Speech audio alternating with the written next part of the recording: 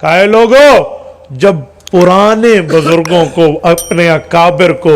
بعد والے برا کہتے ہوئے نظر آئیں یاد رکھنا فَلْيَرْتَقِبُوا عِنْدَ ذَلِكَ رِيحًا حَمَرًا پھر یہ نہ پوچھنا ہمارے اوپر سرخ آندھیاں کیوں آ رہی ہیں وَزَلْزَلَا زلزلے کیوں آ رہے ہیں وَخَسْفَا زمین میں دھسایا کیوں جا رہا ہے وَمَسْخَا حالات کے چہرے کی شکل مسخ کیوں کی جا رہی ہے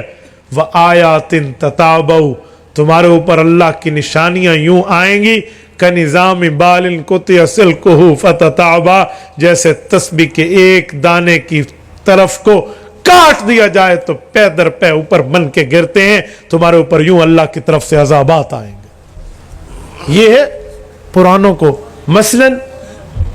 کوئی ایسا اٹھے جو نبوت پر تنقید کر دے کوئی اٹھے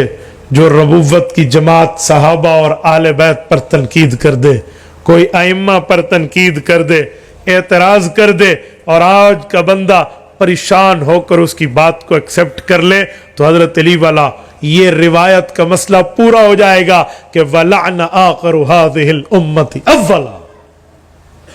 یہ آج کا بندہ اپنے بڑوں پر یوں لان تان کر رہا